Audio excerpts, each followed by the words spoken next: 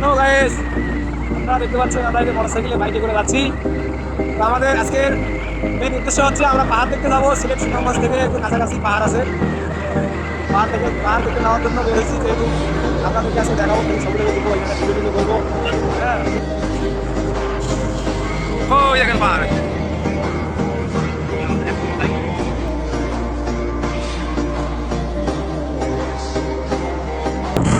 আমরা গ্রামের মেঠো পথ পাড়ি দিয়ে যাচ্ছি পাহাড়ের দিকে।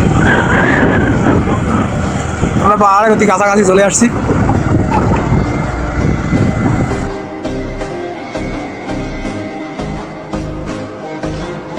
হ্যালো বন্ধুরা, আপনারা দেখতে পাচ্ছেন আমরা পাহাড় দেখতে আসছিলাম আজকে। এই জায়গায় উঠবো, আমরা এই জায়গায় উঠবো, আরও অন্যান্য জায়গা দেখাবো আপনাদের, সমস্যা নেই। আগে এখানে উঠবো, আপনাদের দেখাই। রাসেল ভাই তাহলে উপরে উঠা যাক, চলেন চলেন, আপনি সামনে চলেন।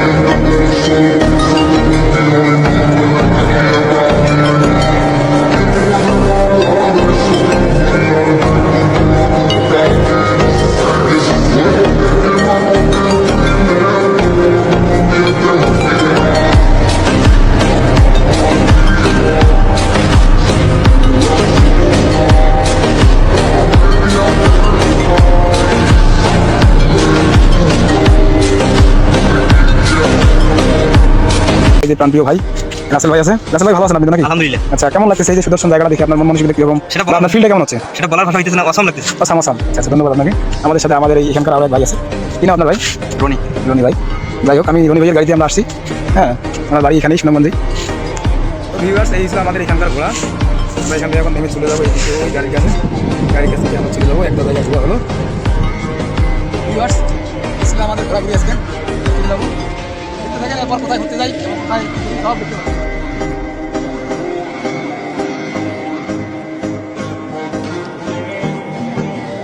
হ্যালো ভিউয়ার্স, আবারও আমরা চলে আসলাম বর্ডার বাজারে। এখানে একটা ইন্ডিয়ান বাজার আছে।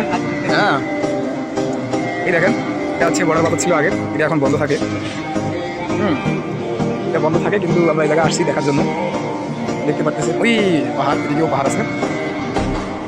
হ্যাঁ, আমরা আজকে দেখবো, ওই পাহাড়ে দেখবো পাহাড় কি আছে। Indian camp. রোদ তো আজকে বের হয়েছে এমন সময়, রোদের কারণে হচ্ছে না, এই দেখাচ্ছি। হ্যালো ভিউয়ার্স, সিলেট সুনামগঞ্জ বাজার পার হয়ে আমরা আসলাম স্বাধীনতা সংগ্রামে শহীদদের স্মরণে সৌজন্যে মুক্তিযোদ্ধা সম্মেলনী সেক্টর 5। এখানে অনেক মুক্তিযোদ্ধার কবরবাসী যারা কবর দিয়েছেন, এখানে যাদের মাজার আছে, যাকে যারা মাজার বলে, এখানে অনেক মুক্তিযোদ্ধারা শহীদ হয়ে শুয়ে আছেন। আপনাদের দেখানোর চেষ্টা করতেছি। দেখেন, এগুলো সব কত মানুষ রক্ত দিয়ে দেশকে স্বাধীন করেছে। আমরা তো স্বাধীন বাংলায় স্বাধীনভাবে ঘুরতেছি জন্মের পর থেকে। স্বাধীনতা পেতে গিয়ে কত কষ্ট করেছে কত মানুষ, কত মা বোনের ইজ্জত গিয়েছে। আর আমরা এই স্বাধীন দেশে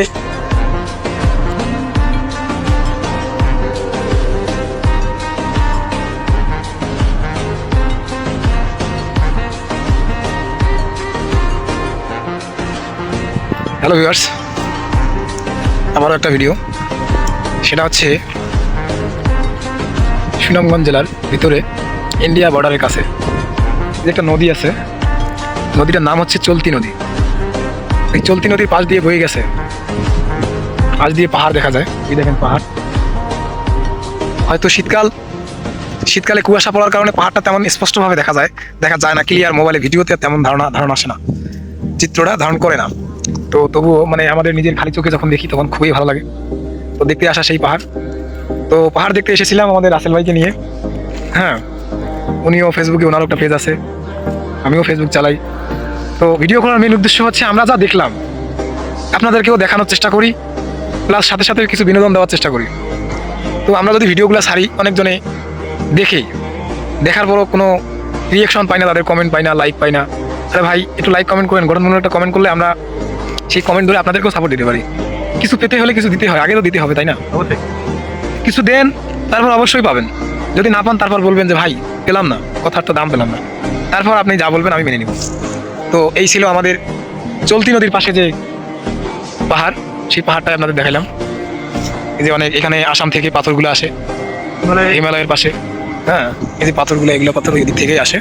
আর তো ঠিক আছে, নদীটার অববাহিকা হচ্ছে হিমালয় পর্বত থেকে নেমে আসা। হ্যাঁ নেমে আসে, হ্যাঁ ঠিক আছে, যেখানে এই নদীটার ওই সাইডে কোনো বেড়াকাটা নাই।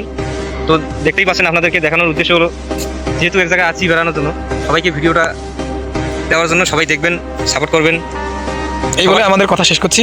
সবার সাথে দোয়া চাই। আল্লাহ হাফেজ।